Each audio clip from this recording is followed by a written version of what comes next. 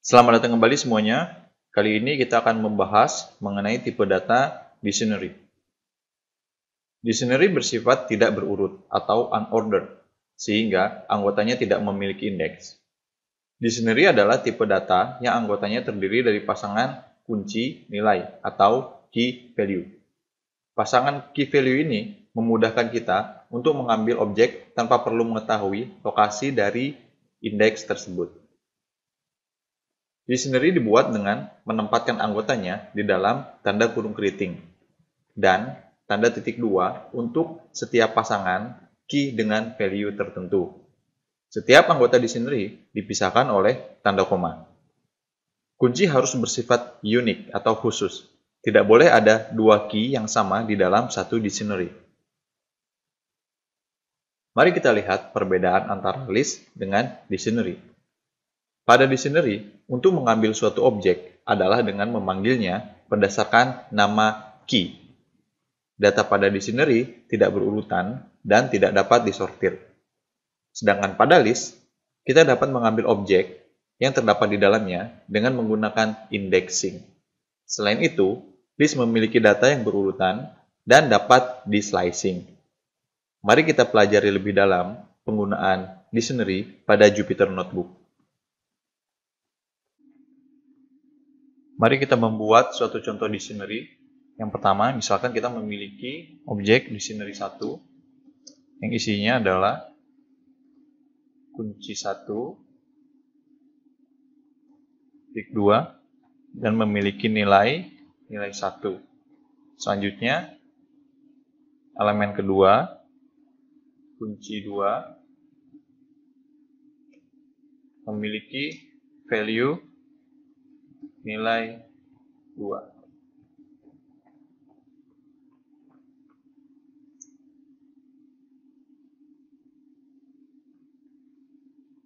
Lalu kita lihat hasilnya. Nah, di sini dalam penulisan dictionary, untuk key harus berupa string. Sedangkan untuk value, Anda dapat memasukkannya segala tipe data pada Python. Bisa berupa string, integer, list, atau bahkan dictionary itu sendiri. Nanti kita akan membahasnya pada bagian selanjutnya. Struktur pembuatan dictionary ini perlu diingat bahwa berada di dalam tanda kurung keriting, lalu antara key dan value dipisahkan oleh tanda titik 2, selanjutnya antara elemen pertama dan elemen selanjutnya dipisahkan oleh tanda koma. Selanjutnya kita akan mengambil value dari kata kunci tertentu di dalam dictionary 1 ini. Caranya ada seperti ini. Dictionary 1, objek dictionary tersebut, lalu tanda kurung siku. Selanjutnya panggil kata kunci yang ingin Anda ketahui nilainya. Misalkan kunci 1. Maka dia akan kembali pada value-nya, yaitu nilai 1.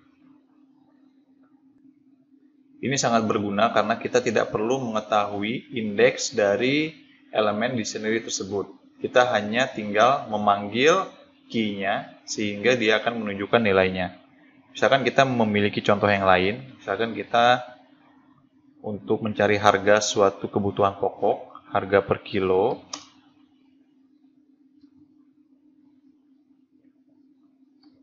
dari beras harganya misalkan 10.000. Selanjutnya bawang harganya misalkan 25.000. Yang terakhir adalah cabai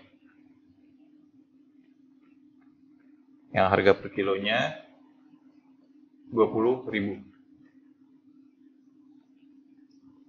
Oke, ketika kita ingin mengetahui berapa harga cabai atau kebutuhan pokok yang lain, kita hanya tinggal panggil objek dictionary tersebut, lalu masukkan key-nya.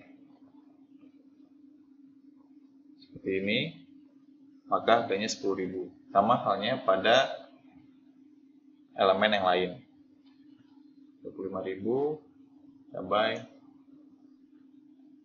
Cara seperti ini jauh lebih cepat dan lebih mudah untuk dilakukan.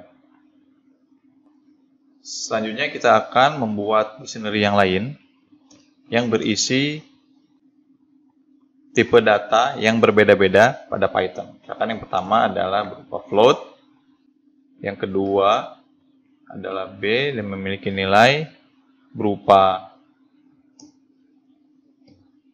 list 1, 2, 3.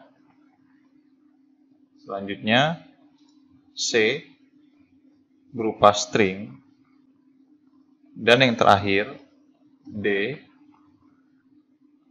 berupa dictionary.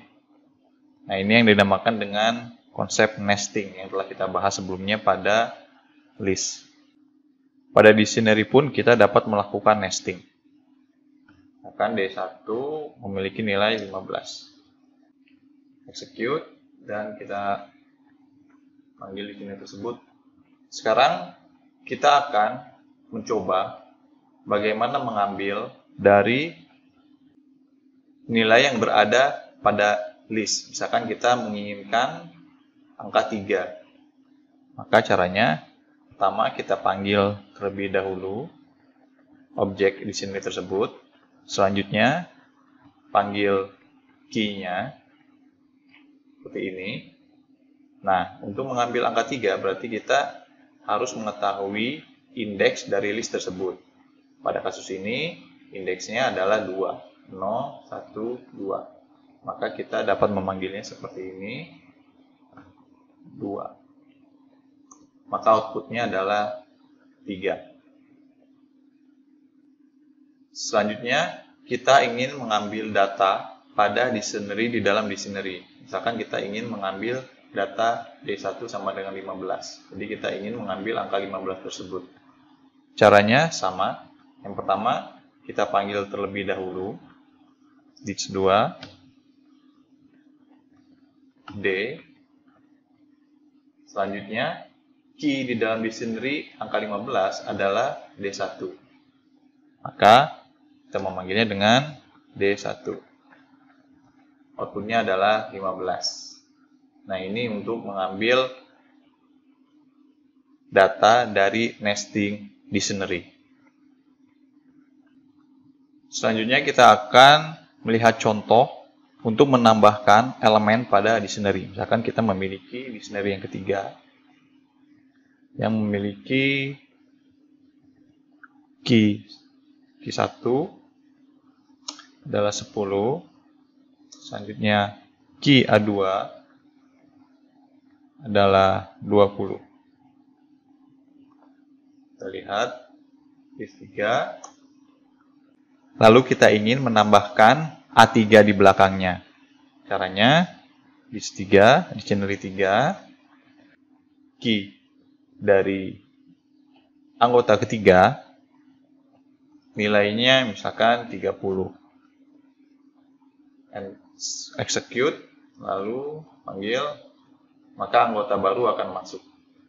Selanjutnya kita akan mencoba untuk mengubah nilai dari key di dalam dictionary. Misalkan kita ingin mengubah angka A1 yang tadinya 10 menjadi 2000.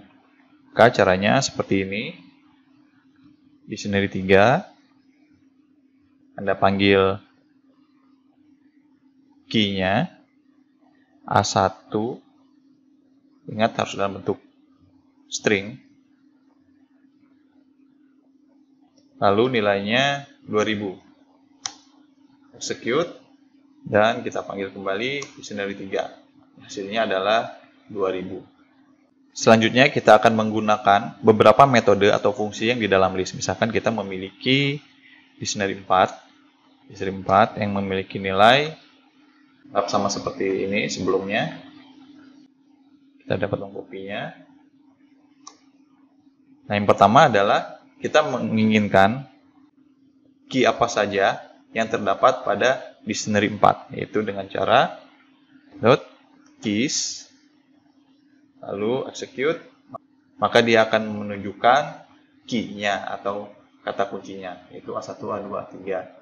Sama halnya jika kita ingin mengetahui nilainya, yaitu tinggal panggil fungsi values.